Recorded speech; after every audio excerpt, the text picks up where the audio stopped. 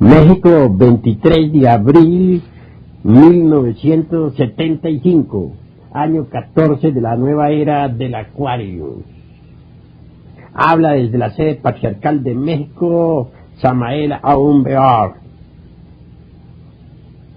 En estos instantes pasará pues a dar un pequeño saludo aquí a ustedes, hermano Fernando Villa y Amparito, aquí la abuela pues. Muy buenos días, señor Fernando y Amparito. Cuánto gusto me dio oírles su plática aquí en la casa de ustedes. Siento mucho gusto de haber oído también la voz de la nena. Y le digo que por qué todos hablaron en el cassette, menos Toñita, no nos cuenta nada sobre Toñita. Habían dicho que estaba muy enferma, al fin ya se alivió. Me la saluda cariñosamente a Toñita y a su hermana, deseando que pronto estén aquí en su casa. Y ustedes también dicen que van a venir este año. Cuánto me alegro de verlos por aquí otra vez. Siento mucho placer de tenerlos aquí en su casa de ustedes. Gracias. Saludes, Amparito.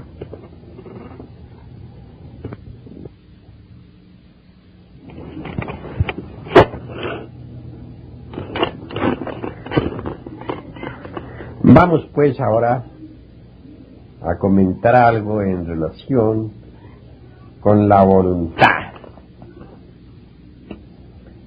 Esta será pues la plática que vamos a remitir a nuestros hermanos de Bogotá. Más tarde esta plática saldrá pues en el mensaje de Navidad 1975-76.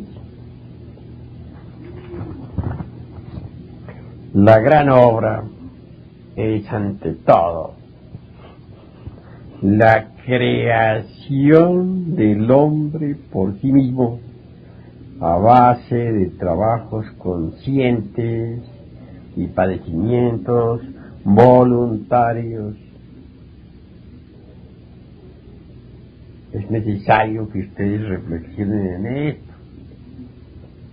Hemos dicho muchas veces que el humanoide no es el hombre y que el hombre no es el humanoide, ¿verdad? Para ser hombre se necesita poseer los cuerpos existenciales superiores del ser, haber disuelto el ego y haber recibido en su naturaleza íntima los principios anímicos y espirituales del hombre. Continuemos, pues. La gran obra es la conquista interior de sí mismo, de nuestra verdadera libertad en Dios.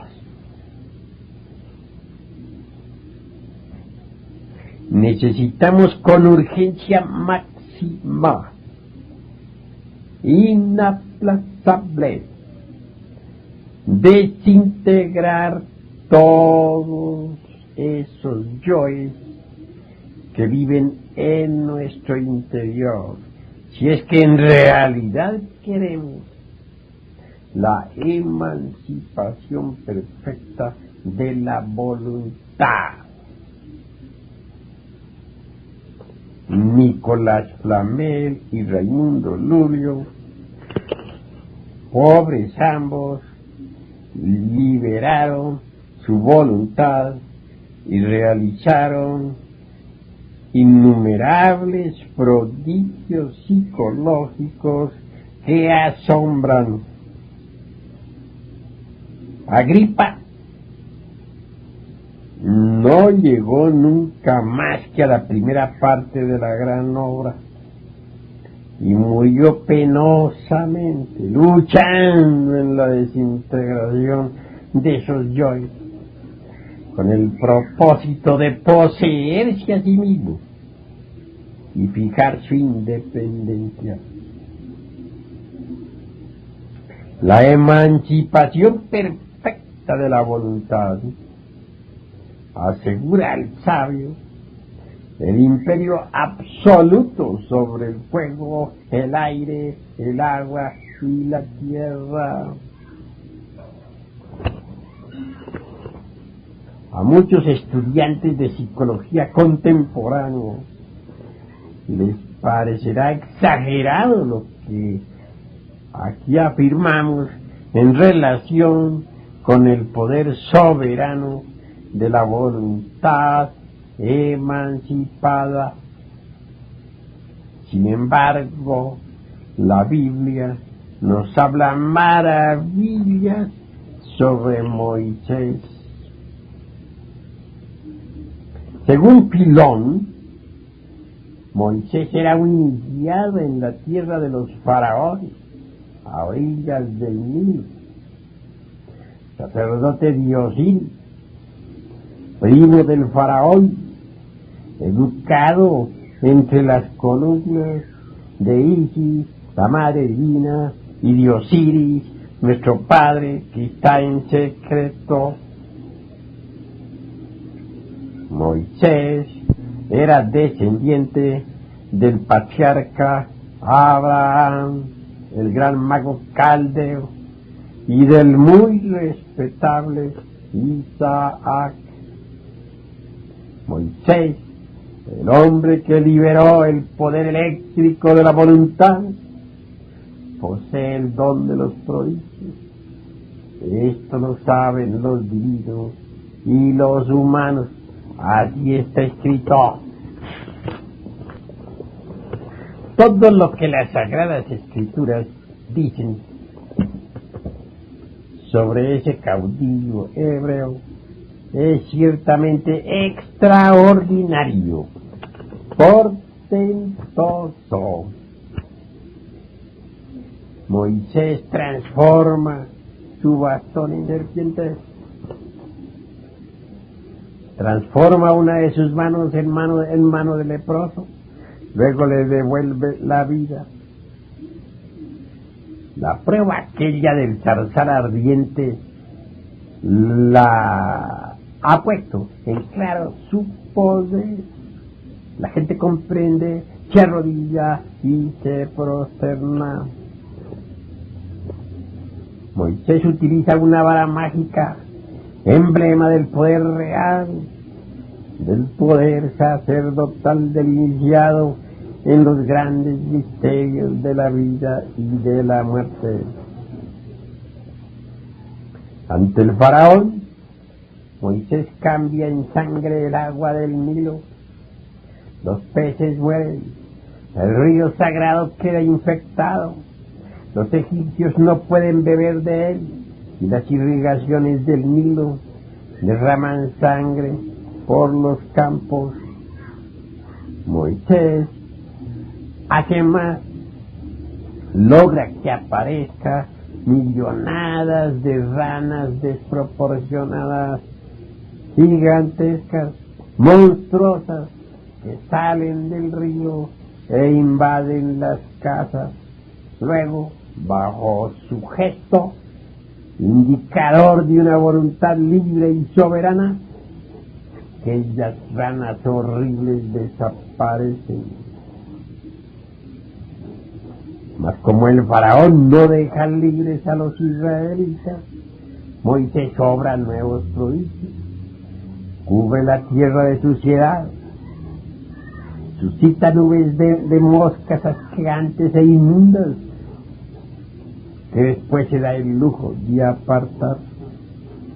Desencadena la espantosa peste y todos los rebaños, excepto los de los judíos, mueren. Cogiendo hollín del horno, dicen las Sagradas Escrituras, lo tira al aire y cayendo sobre los egipcios les causa pústulas y úlceras. Extendiendo su famoso bastón mágico, Moisés hace llover un granizo del cielo que en forma inclemente destruye y mata. A continuación hace estallar el rayo flamígero, retumba el trueno aterrador y llueve terriblemente. Posteriormente, con un gesto, devuelve la calma. Sin embargo, el faraón continúa inflexible. Moisés, con un golpe tremendo de su vara mágica, hace surgir como por encanto nubes de langostas. Luego vienen tinieblas. Otro golpe con la vara y todo retorna al orden original. Muy conocido es el final de aquel drama bíblico del Antiguo Testamento. Interviene Jehová, hace morir a todos los primogénitos de los egipcios, y al faraón no le queda más remedio que dejar marchar a los hebreos. Posteriormente, Moisés se sirve de su vara mágica para hendir las aguas del Mar Rojo y atravesar a pie seco. Cuando los guerreros egipcios se precipitan por ahí persiguiendo al pueblo hebreo, Moisés, con un gesto, hace que las aguas se vuelvan a cerrar, tragándose a sus perseguidores. Incuestionablemente, muchos pseudo-esoteristas y pseudo-ocultistas quisieran ser magos, empero esto es imposible mientras continúe la voluntad embotellada entre cada uno de esos personajes, entre cada uno de esos yoes que cargamos en nuestro interior. La esencia enfrascada entre cada yo es conciencia y voluntad. Esto es algo que debemos comprender a fondo. La esencia es una fracción del alma, voluntad universal. Cuando la voluntad esencial se libera, se mezcla o fusiona entonces con la voluntad universal y por tal motivo se hace omnipotente y soberana. La voluntad consciente puede determinar nuevas circunstancias. Quien posee voluntad consciente puede realizar prodigios y maravillas. En todas las páginas bíblicas, tanto del Antiguo como del Nuevo Testamento, existe un despliegue formidable de alta magia, videncia, profecía, prodigios, transfiguraciones, resurrección de muertos, ya por insuflación, o por imposición de manos, o por la mirada fija sobre el nacimiento de la nariz, etcétera, etcétera, etcétera. Abunda en la Biblia el masaje, el aceite sagrado, la aplicación de un poco de saliva sobre la parte enferma, la lectura del pensamiento, los transportes, las apariciones, las palabras venidas del cielo, etcétera, etcétera, etcétera. Empero, mientras la voluntad, la esencia, eso que tenemos de alma, continúe embotellada entre todos esas gentes, es decir, yo, que en nuestro interior existen, resulta algo más que imposible operar mágicamente como Moisés, o como Elías, o como cualquiera de los profetas. Brujos, hechiceros, magos negros, abundan como la mala hierba. Pero esos no son santos, ni profetas, ni adeptos de la blanca hermandad. Nadie podría llegar a la iluminación real, ni ejercer el sacerdocio absoluto de la voluntad consciente, si previamente no hubiera muerto radicalmente en sí mismo, aquí y ahora. Muchas gentes nos escriben frecuentemente quejándose de no poseer iluminación, pidiendo poderes, exigiéndonos claves que los conviertan en magos, etcétera, etcétera, etcétera. Empero, nunca se interesan por autoobservarse, por autoconocerse, por desintegrar esos agregados psíquicos, esos yoes, dentro de los cuales se encuentra enfrascada la voluntad, la esencia. Personas así, obviamente, están condenadas al fracaso. Son gentes que codician las facultades de los santos, pero que de ninguna manera están dispuestas a morir en sí mismas.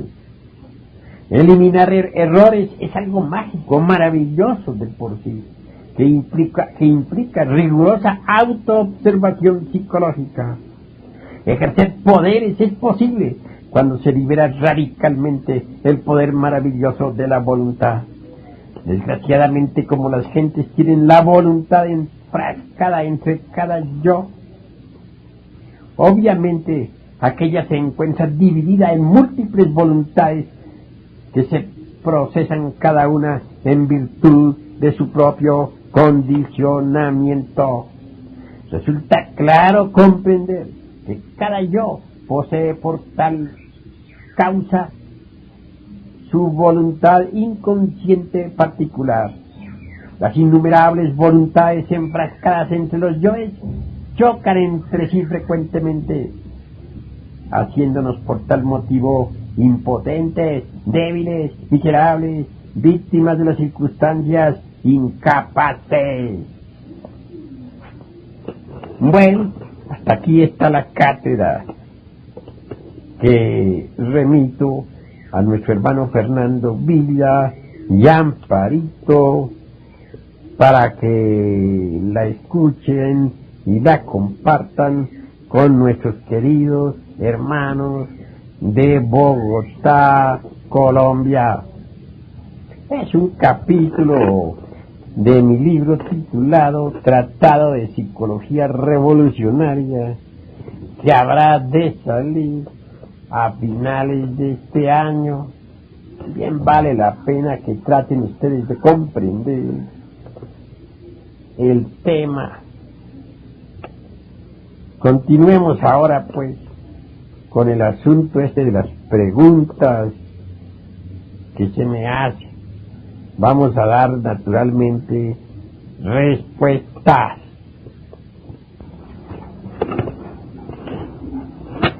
Bueno,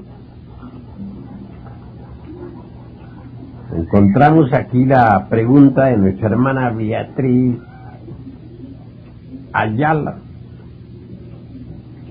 Esto del cáncer, aunque sea enfermedad pues tremenda, es curable. Sin embargo, quiero decirle a nuestra hermana Beatriz que el remedio de la serpiente cascabel es maravilloso. Más, y esto hay que tenerlo muy presente, que la serpiente cascabel como remedio es muy celosa. Con cualquier otro remedio de doctor que el paciente tome es suficiente como para que ya el remedio de la cascabel quede neutralizado y no sirva. Advierto esto para que las cosas se hagan correctamente. El remedio de la serpiente cascabel exige mucho cuidado.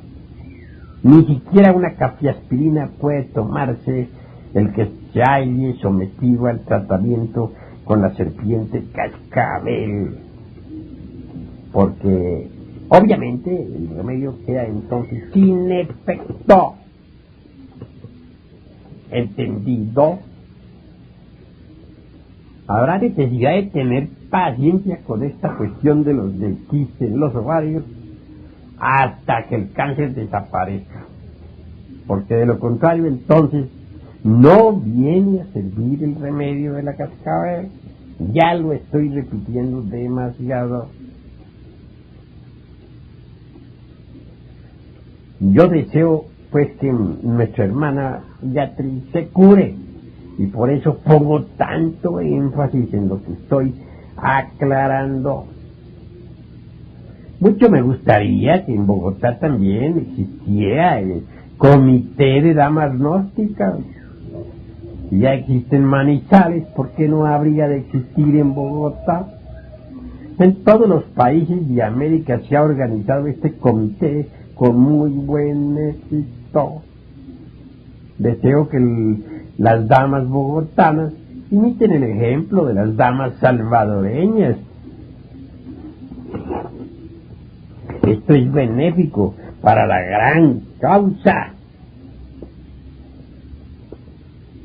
Algo me dice por ahí nuestra hermana Beatriz en relación con un movimiento que llama siloísmo y que nos atacan, etcétera, etcétera, etcétera, y otras tantas hierbas. Bueno, es claro que los yoes atacan. Si esas gentes de verdad estuvieran disolviendo el ego, no atacaría. Quien ataca siempre es el ego, el mí mismo, el sí mismo, que quiere subir, trepar al tope de la escalera, hacerse sentir. Dicen que cuando Marat fue asesinado durante la Revolución Francesa, se moría de soberbia y de orgullo y de envidia, y no podía aceptar nada que no fuera Marat. El ego siempre ha sido así. No es pues extraño que nos ataque. Quienes estamos interesados en la disolución del mí mismo, del sí mismo, para convertirnos verdaderamente en algo diferente, no atacamos. Eso es todo.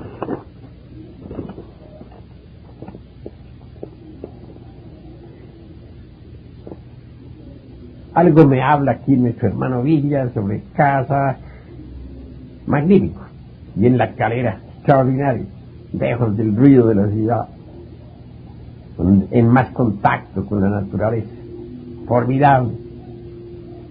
Los cursos de expresión oral pueden servir de vehículo para la enseñanza gnóstica. Así podrías tú llevar la sabiduría, pues, de la síntesis a todas las gentes.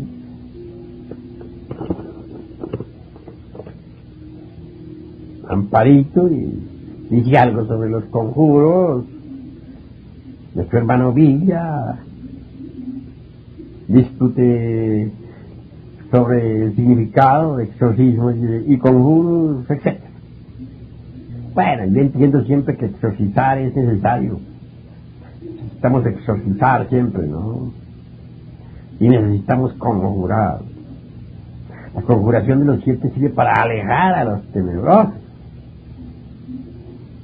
Conjuraciones con las cuales podemos, pues, hacer huir a las gentes de las tinieblas. Los exorcismos, pues, son similares. Bien pueden ser utilizados, pues, para alejar las fuerzas negras de tal o cual lugar, como para obligar también a las potencias elementales a trabajar.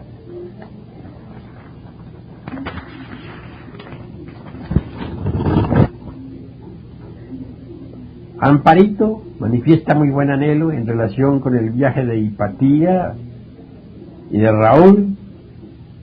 Entiendo que ellos se casarán por septiembre y que planean ir a Colombia y que desean llegar hasta Bogotá, y creo que podrían hospedarse perfectamente en casa de este matrimonio maravilloso de Fernando y Amparito.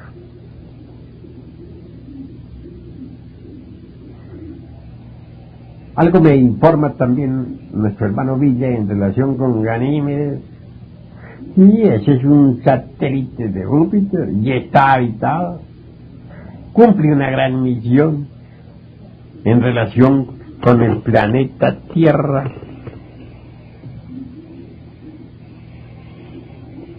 Hay que eliminar los yoes de la ira y de la lujuria. Esto no es así como soplar y hacer botellas, ¿verdad? Cuando surge un yo, por ejemplo, de la lujuria, hay que observarlo primero, a ver cómo es que se comporta en el centro intelectual. Verlo después, a ver cómo se comporta en el centro emocional, es decir, en el corazón. Estudiarlo, verlo en el sexo. Lo primero que hay que hacer es observarlo. Después habrá que enjuiciarlo, analizarlo, criticarlo, sentarlo en el banquillo de los acusados. Y por último, ejecutarlo, desintegrarlo. Nadie podría desintegrar un yo con su propio poder mental. Se necesita de un poder que sea superior a la mente, de un poder flamígero que pueda aniquilar a tal o cual yo. Afortunadamente existe en nuestra anatomía oculta. Quiero referirme en forma enfática a ese asue de los alquimistas medievales, a esa Devi Kundalini de los indostales, nuestra Madre Divina particular, una variante de nuestro propio ser. Solo con ese poder centelleante es posible desintegrar cualquier yo, incluyendo el que estamos citando, lujuria. Labor semejante, metodología idéntica, sirve para desintegrar pues a cada uno de los yoes que van siendo descubiertos. En todo caso, a base de autoobservación vamos descubriendo los yoes que llevamos adentro. El sentido de la autoobservación está desafortunadamente degenerado en la raza de los humanoides, mas puede desarrollarse mediante el uso práctico, diario, y a medida que se vaya desenvolviendo, podremos ir autodescubriéndonos mejor cada día. Bueno, pasemos al otro lado del cassette. Este lado ya se agotó. Pasemos al otro lado del cassette para que sigamos contestando preguntas. Continuemos, pues.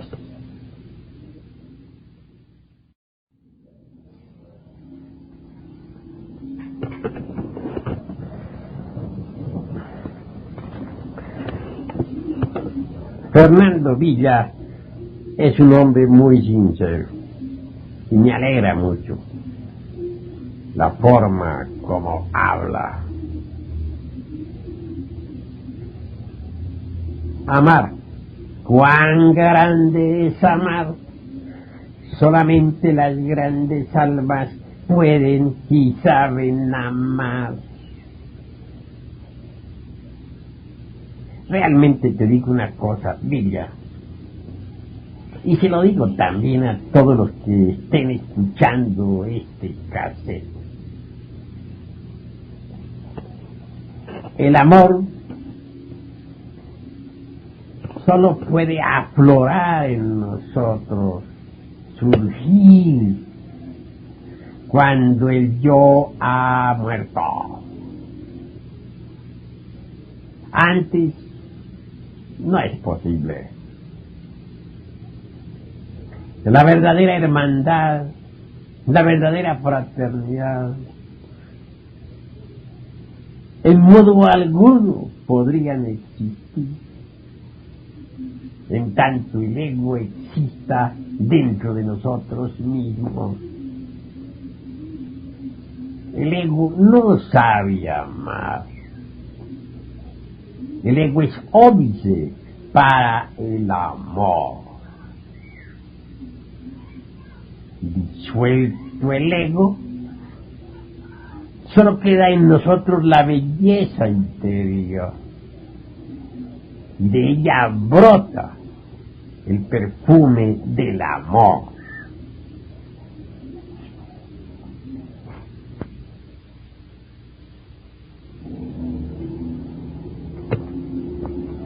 Continuemos con las preguntas, pues.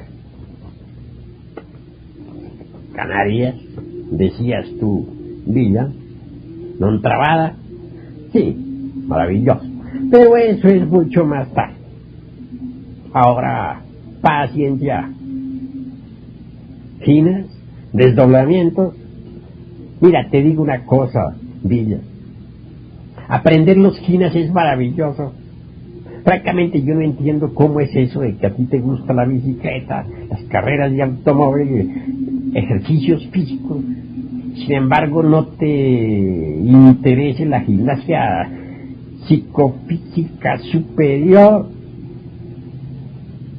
Poner uno su cuerpo de carne y hueso en la cuarta vertical es extraordinario. Viajar en el tiempo hacia adelante y hacia atrás, formidable. Atravesar instantáneamente la barrera de la velocidad de la luz. Qué grandioso, ¿verdad? Y con cuerpo de carne y hueso y todo. Yo creo que debes practicar un poco más todo eso. Realmente los desdoblamientos, los estados de ginas, etcétera, son coadyuvantes formidables para el despertar de la conciencia. Digo coadyuvantes, ¿sabes por qué? Porque lo fundamental para despertar conciencia es matar el ego, reducir guacerías. Pero obviamente que los estados ginas y los desdoblamientos ayudan, ¿entendido? He escuchado su cassette y créanme que en nombre de Raulito y el mío, les damos los más infinitos agradecimientos por darnos hospedaje en su casa. Más adelante les avisaremos sobre la fecha idéntica, especial, cuándo va a ser, porque teníamos planeado que fuera para julio, pero se han hecho cambios de fechas por motivos de cambios de casa. Sin embargo, ya les estaremos avisando con mucha anticipación para prepararnos, ¿verdad? Recíbanme todos nuestros cariños. Raulito les manda mucho cariño y estaremos con ustedes muy pronto. Hasta luego.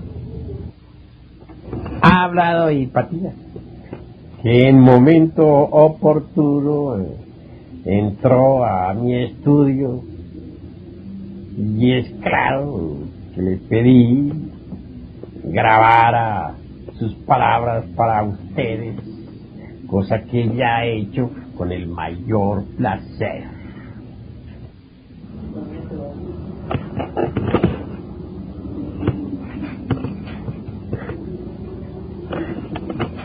También algo me dices, Fernando, sobre tu venida a esta ciudad, cosa que me alegrará inmensamente. Obviamente, también nos alegra con muchísimo que vengas siempre con Amparito. Buscaremos una pensión favorable para ustedes, eso es claro. Me gustaría siempre que vinieran, por ejemplo, a finales de noviembre, porque sucede que ya por esas épocas en que se acerca diciembre, desde principios mismos, comienzan a escasear los hermanitos en nuestras aulas. Bueno, sería, te digo, que vinieras cuando todo está pues en su auge, a fin de que pudiese dictar aquí el curso para instructores.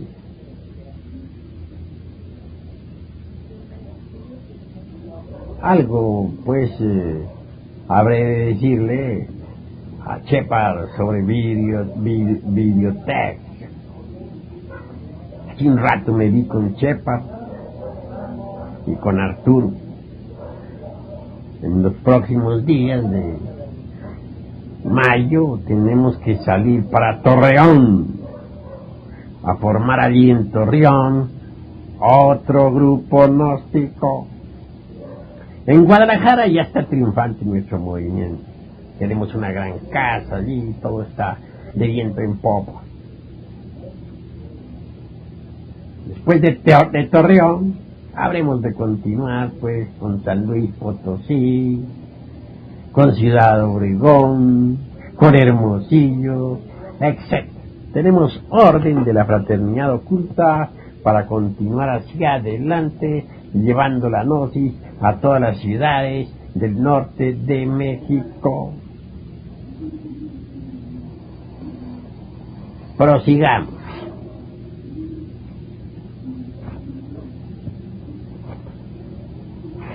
He escuchado todo lo que me dices en relación con vuestro hijo mayor, con sus anhelos de aprender el cine, etc. Ciertamente cosas de muchacho. Hay que tenerle paciencia. Yo considero que lo mejor es que esté en su casa, viendo por su mamacita y por todo lo suyo.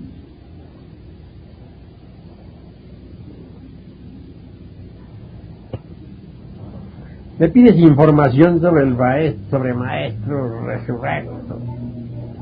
Bueno, entiéndese por maestro resurrecto aquel que ha vivido todo el drama cósmico en sí mismo después de haberlo encarnado. Obviamente, el iniciado debe encarnar en sí mismo al verbo y vivir el drama cósmico tal como está escrito en los 4 evangelios. El Cristo Señor nuestro asume responsabilidades, se hace cargo de nuestros deseos, pensamientos, sentimientos, afectos, estados psicológicos, etcétera, etcétera, etcétera. Se vuelve hombre entre los hombres y tiene que vivir todo el drama tal como está en las Sagradas Escrituras. Con su muerte mata a la muerte y al fin resucita. Cuando Él resucita en nosotros y nosotros en Él, se dice que somos maestros resurrectores. Largo sería, muy largo hablar sobre esto de la resurrección esotérica del Cristo dentro de nosotros mismos, aquí y ahora. Esto implicaría enormes capítulos, grabar un inmenso volumen, o muchos inmensos volúmenes de alquimia, de cábala, de psicología, de esoterismo, etcétera, etcétera, etcétera. ¿Entendido? Por eso no me riego a hablar demasiado sobre esta cuestión, que no se puede decir en 2 o en 3 palabras. Sobre eso iré hablando a través de sucesivos volúmenes. Prosigamos, pues.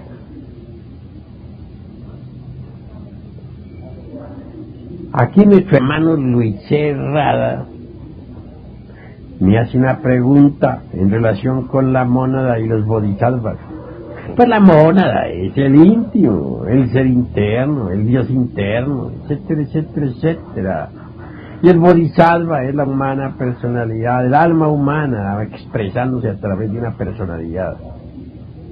Es claro que la mónada posee la sabiduría de todas las eternidades y puede instruir a su bodhisattva. Eso no tiene nada de raro. Tiene sapiencia porque la adquirió a través de sus pasadas existencias, a través de los innumerables siglos. Entonces el bodhisattva puede aprender de su mónada, de su íntimo, pues porque toda la sapiencia adquirida a través de los siglos por el bodhisattva, pues quedó en la mónada. La mónada, disponiendo de esa sapiencia, instruye a su bodhisattva. Eso es obvio. Alonso Báez me saluda. Bien, mi querido hermano, he escuchado tu saludo. Me alegra, pues, oír tus palabras. Recibe un abrazo muy sincero a través del aura del universo. Carmenza, gracias. Escuché tus palabras y las contesto, anhelando para ti luz y más luz, sabiduría, amor y poder. Nuestro hermano Ricardo Granado, hombre muy sincero de la costa del Atlántico, algo me pregunta.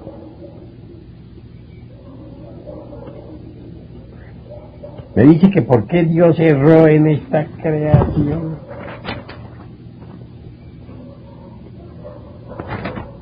Su pregunta naturalmente está muy curiosa. ¿Por qué degeneró el hombre en humanoide? Bueno, con el mayor gusto daré respuesta a esta pregunta.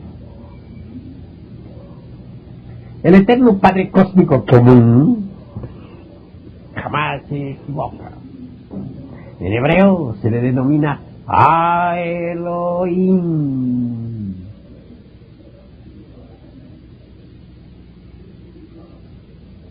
Pero el ejército del amor, el Dios manifestado y encarnado, puede errar. ¿Y qué? Muchas veces se ha dicho que los dioses también se equivocan. La ley del karma les castiga cuando se equivocan. También están sometidos a la ley. Nadie podría someter a la ley a Elohim, al eterno Padre Cósmico Común, a la divinidad incognoscible, a eso que es lo real, a eso que no tiene nombre, a eso de donde salen todas las chispas divinas e inmortales, todos los dioses. Nadie podría aplicarle karma al inmanifestado, a lo incognoscible. Pero los dioses tienen derecho a equivocarse, son individuos sagrados. La ley del karma que castiga a los dioses se llama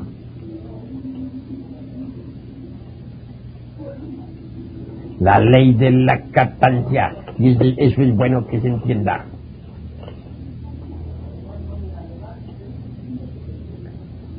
Ahora bien, esto que me dices tú de que el hombre se haya convertido en humanoide, francamente esto sí está equivocado de tu parte. El hombre nunca se ha convertido en humanoide. El hombre real, el hombre verdadero, sigue siendo hombre, caído, levantado, como tú quieras, pero él continúa siendo hombre. Distingamos entre el hombre y el humanoide. Aquellos individuos sagrados que formaron las primeras, segunda y tercera razas sobre la tierra Fueron hombres, en el sentido más completo de la palabra, porque tenían los cuerpos físico, astral, mental y causal. Y además habían recibido en su naturaleza íntima todos los principios anímicos y espirituales, que se habían convertido más tarde, debido a la caída sexual, en hombres lunares, dijéramos. Eso sí es cierto, que los dioses solares se habían convertido en hombres lunares. Aceptemos que estos hombres reales, estos hombres verdaderos, hubieran caído. Sí, es cierto, cayeron, pero son hombres, porque poseen los cuerpos existenciales superiores del ser. En cambio, el humanoide no posee los cuerpos existenciales superiores del ser. El humanoide no tiene sino el cuerpo planetario, que funciona gracias al fondo vital orgánico. Lo que tiene el humanoide encarnado no es más que el ergo, multitud de diablos, dentro de los cuales está embotellada la esencia. No tiene nada más. Cuando el humanoide muere, lo único que continúa en el mundo astral es un montón de diablos. ¿Entendido? Continuemos hacia adelante, pues.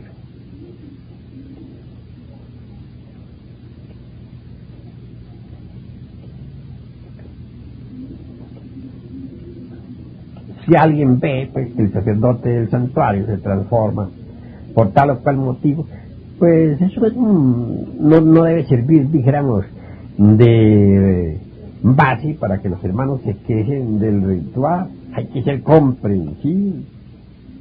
Uno pasa en la vida por muchos cambios y transformaciones íntimas. Algunas son tenebrosas y otras son luminosas. Sin embargo, ninguna verdadera transformación luminosa puede ocurrir en uno mientras uno no haya muerto en sí mismo, aquí y ahora. Ignacio Cantillo me pregunta pues sobre la fornicación. Me dice que si los animales, por ejemplo, fornican por el hecho de tener relación sexual, que si un gallo fornica. Los animales tienen sus épocas dijéramos, de brama, y sus épocas en que no están en actividad sexual. Sus funciones sexuales marchan de acuerdo con las leyes de la naturaleza, y eso es todo. Sin embargo, no se vaya a creer que el humanoide no es animal. Distíngase entre el animal tricerebrado, que es el humanoide, el bicerebrado, que son los animales inferiores, y el unicerebrado, que son, por ejemplo, los animales más inferiores, como los insectos, las moscas, los caracoles, etcétera, etcétera, etcétera. De entre las tres clases de animales, el más peligroso es el humanoide, porque viola completamente todas las leyes de la naturaleza. Hace uso del sexo sin tener en cuenta para nada las leyes naturales. Eunice Cruz me saluda y yo también le envío un abrazo muy sincero a través del aura del universo. Teresita Peña, vamos a ver qué me dice Teresita Peña. Esta es una hermana muy estimable del santuario Garga Cochín. Está muy jovencita, tiene 16 primaveras hasta ahora, muy nueva. Me envía con verdadera emoción su saludo. Y es claro que yo, a mi vez, con gran cariño, le envío mi salutación. Cecilia Acero de Parada, muy emocionada, me saluda. El centro emocional es grandioso, porque es el que valora realmente el trabajo gnóstico, es el que valora la enseñanza. Por ello siento una alegría muy grande en mi corazón cuando alguien me envía sus salutaciones con profunda emoción. A ver, Sandra Hernández, Sandrita, bueno, es la Isis del santuario, qué bien. Me preguntas si puede tener novio. Pues claro que sí puede, eso es muy natural. Y si tiene que ser novio gnóstico en un 100%, bueno, la pregunta sí es un poco grave, Sandrita, bastante grave. que todo depende de la ley del karma. Si el karma te da a ti un novio que sea gnóstico, pues formidable, maravilloso. Si el karma no te da, pues para ti o puede darte un novio gnóstico, pero digo, si no te llega a dar un esposo gnóstico, pues entonces la cosa está peor. Ahora, hay una tremenda verdad en todo esto. El que marcha por la línea horizontal no piensa sino en las cosas profanas nada más. En la línea horizontal existe el nacimiento, existe, dijéramos, los negocios de la vida, el matrimonio profano, reproducirse, tener hijos, envejecer y morirse. Eso es todo. La vertical somos diferentes, somos revolucionarios en un 100%. Marchamos por una senda que nos permite llegar a las grandes transformaciones. Más, es muy cierto que una persona de la línea vertical no puede entenderse con otra de la línea horizontal. Tú, por ejemplo, eres de la vertical. Prueba es que estás escribiendo de Iki en un santuario. Imposible que puedas entenderte con una persona profana de la horizontal. Para mi modo de ver y entender, tú lo que debes es aguardar un novio gnóstico y tratar de casarte con un novio gnóstico. Pedirle mucho a tu Dios interno que te arregle ese negocio allá arriba con los señores de la ley. Pídele a tu padre que esté en secreto. Si él te arregla eso, pues mejor, formidable, maravilloso. Que casándote tú con un hombre gnóstico, pues puedes trabajar a la maravilla en la forja de los cíclopes. Pues casándote con un profano, lo único que puedes hacer es traer hijos y más hijos al mundo.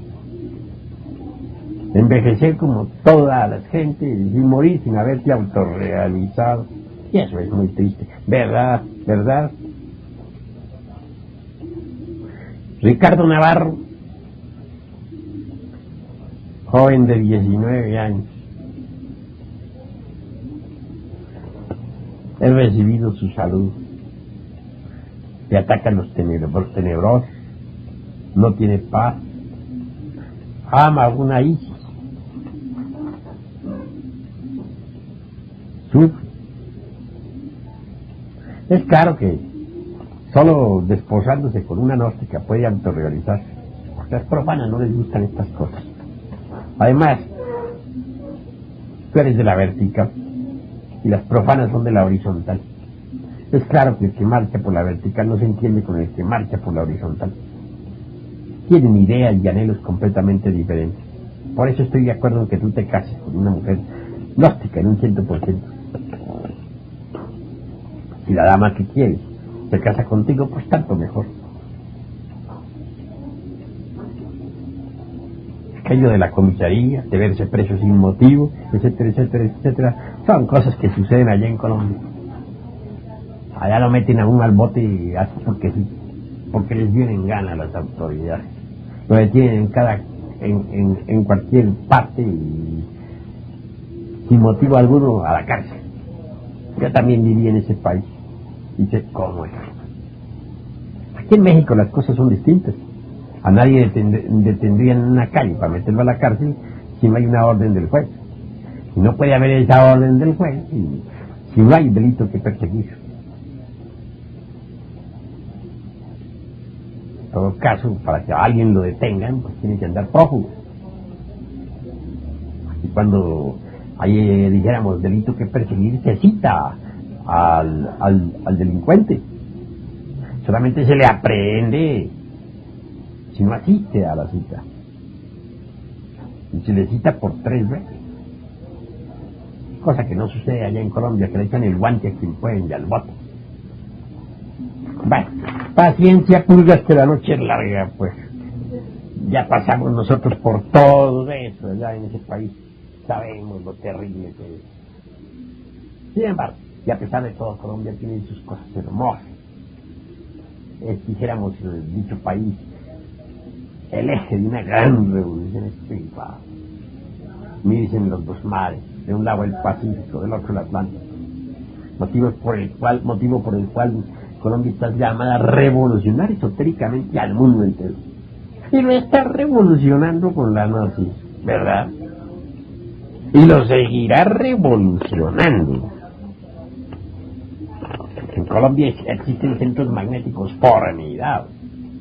Tenemos el Cerro de Monserrate, por ejemplo, en Bogotá, Colombia, que se halla en íntima afinidad psíquica y cósmica con el Cerro de Monserrate de España, Cataluña, donde está el Santo Grial, aquella copa maravillosa en que el Cristo bebiera en la última cena. También existe en Colombia otro centro magnético formidable. Me refiero a Manizales.